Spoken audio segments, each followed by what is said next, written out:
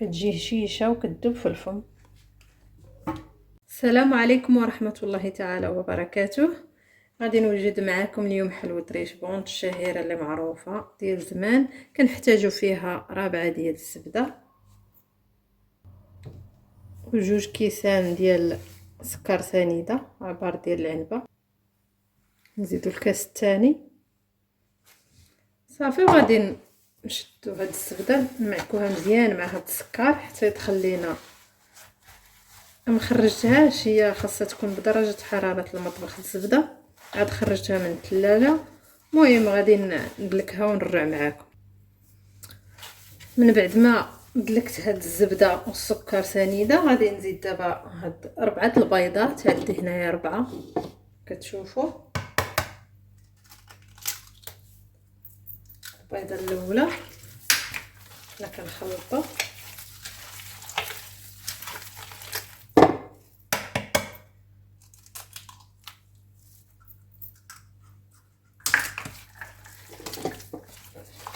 جوج، ونزيدو الثالثه،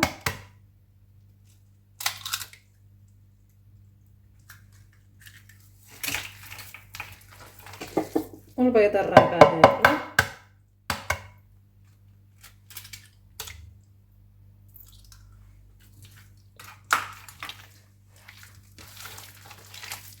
صافي، وغادي نزيد عاوتاني ندلك هذا البيض باش يتخلط ليا مع الزبده السنيده تكون مزيان.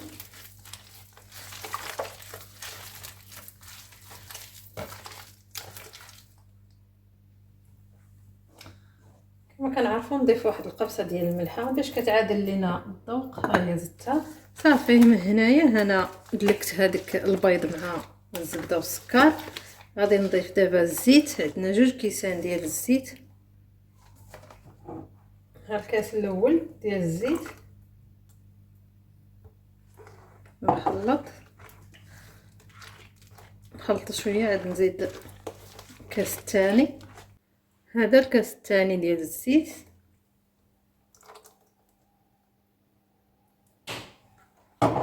نخلطو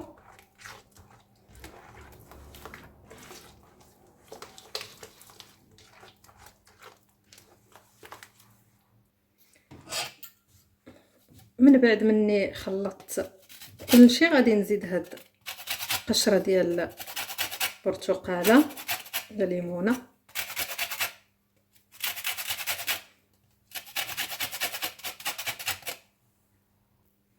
كما كتشوفوا حكيت الليمونه كلها.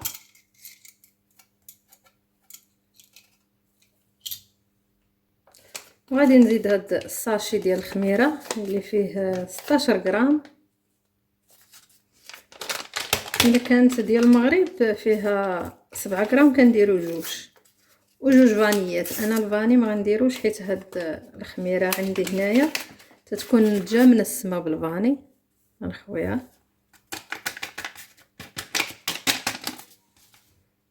صافي، وغادي نبدا نزيد في الطحين حتى كنجمع الخليط ديالي.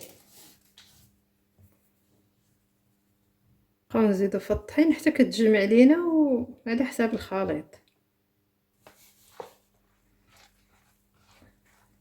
كتجي رائعه وتجي منسمه بهذاك القشره ديال قلت الليمون. كتجي رائعه هاد الحلوه كما كنعرفوا ديال ريش بونط.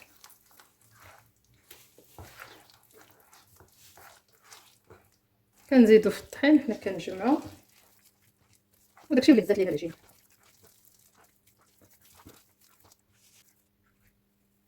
حنا مكملين كما كتشوفوا حتى غتجمع ليا العجينه.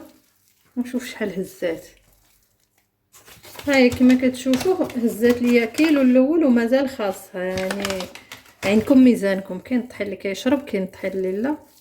غادي نزيد الطحين صافي. من بعد ما جمعتها كما كتشوفوا تكون في هذا القوام. غادي ندوز باش نشكلها. كنشكلوها كويرات صغار. ممكن ديروهم كويرات صغار ومن بعد تلصقوهم، ولا ديروهم حبه شويه كبيره وتخليوها هكا بلا ما تلصقوها. انا نديرهم بهذا القياس هذا.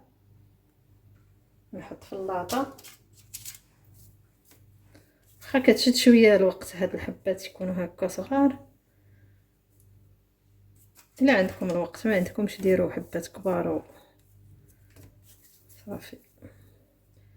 وغادي نبقى مكمله هكايا حتى نسالي كاع هاد العجينه اللي عندي.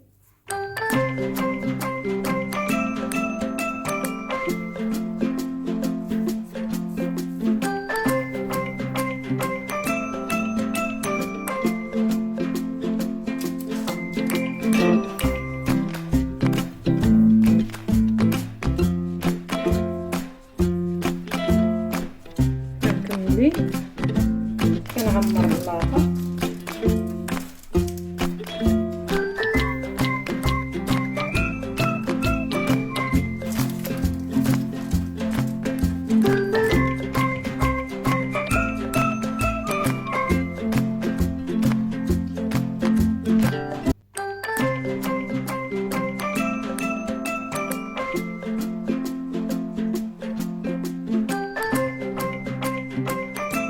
صافي من بعد ما عمرت اللاطه كلها غادي ندخلها للفران طيب على درجه حراره متوسطه، ومن بعد نخرجوها.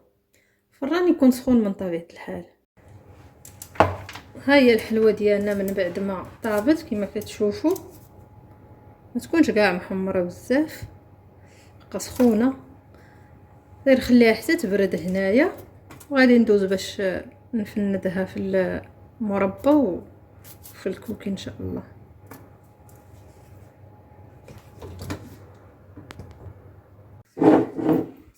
غندوز هنايا باش نوجد الكوفيتير اللي غادي نغطس فيه الحلوى. عندي هنايا قرعه ديال فيها هذه فيها 450 غرام ولا تكون فيها 500 غرام ديال الكوفيتير ديال المشماش. عندي انا هذا ديال سميتو ديال الليمون، واللي عندي هو اللي غادي ندير. غادي نخويه هنايا. الاحسن يكون الكونفيتير اللي غيكون تيكون جاري.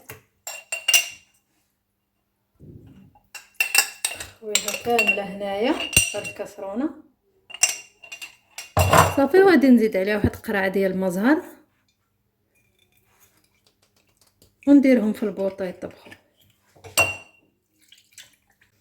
صافي. من بعد ما خلطت هنايا هذاك قرعه ديال المزهر والكوفيتير ها هو طبختو، غادي ندوز دابا باش نغطس فيه هاد الحلوى.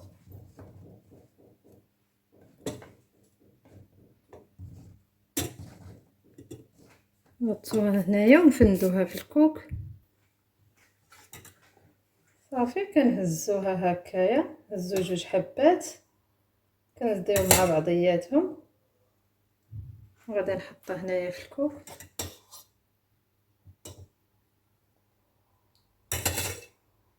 هنايا مكملين.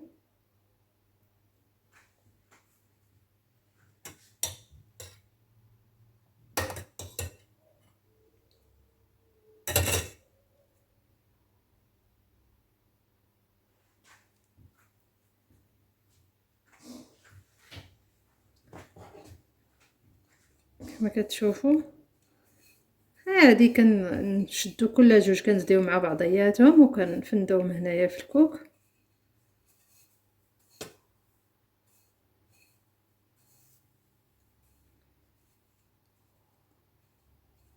فندوهم مزيان وغادي ننزلهم هنايا عندي في الطبسيل.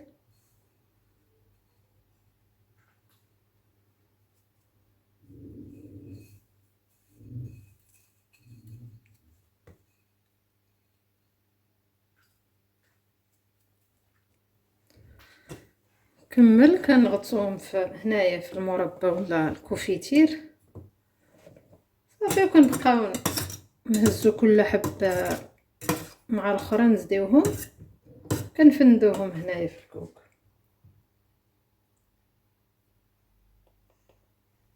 هنايا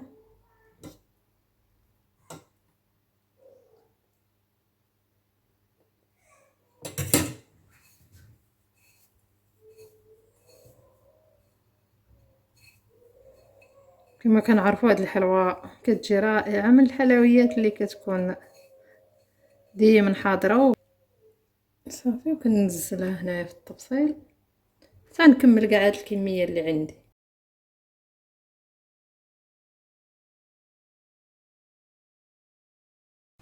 كما كتشوفوا كتجي بهذا الشكل من بعد ما فنتها في الكوك وفي الكوفيتير، كتجي بهذا الشكل.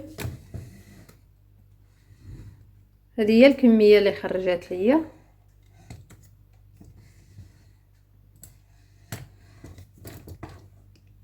غادي نهز واحد الحبه باش تشوفوا نحلها معكم.